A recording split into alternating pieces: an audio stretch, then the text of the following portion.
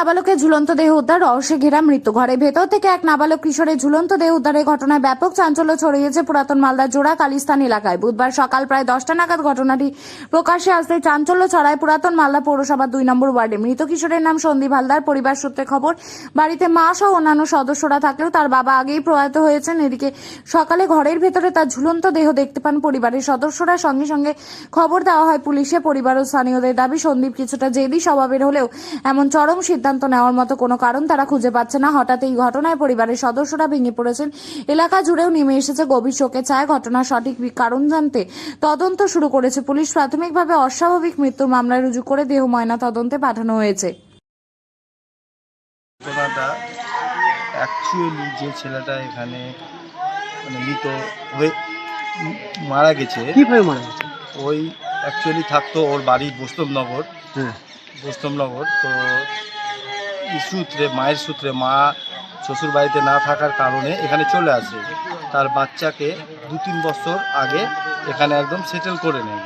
করে নেওয়ার পরে ওলমালদা কালাচাঁদ হাই স্কুলে ভর্তি করা হয় তাকে। ওখানে পড়াশোনাও করে, সব কিছুই ঠিকঠাক, কিন্তু কোনো কিছুই বুঝতে পারা যাচ্ছে না যে ওই হচ্ছে কী কারণে মরে গেল নিজে নিজেই। কোনো কারোর সাথে ঝামেলা, কারোর সঙ্গে কোনো ঝঞ্ঝাট বা কোনো রকম ওর মোবাইল ব্যবহার করে না বা কোনো দাবি দাবা কোনো কিছুতেই ওর ছিল না, অ্যাক্টিভ ছিল না ওগুলোতে।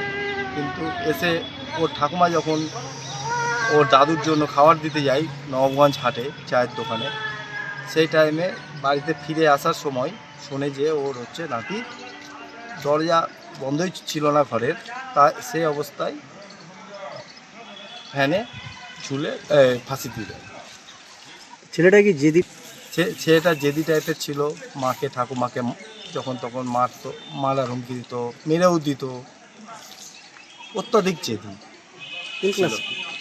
হ্যাঁ, কোন ক্লাস? ওই পরে 9। বলে যে এলাকা শোকা হতো। এই ঘটনার ফলে আমাদের গোটা কালিস্তান এলাকা শোকাহত। আপনার আমার নাম সুব্রত সরকার।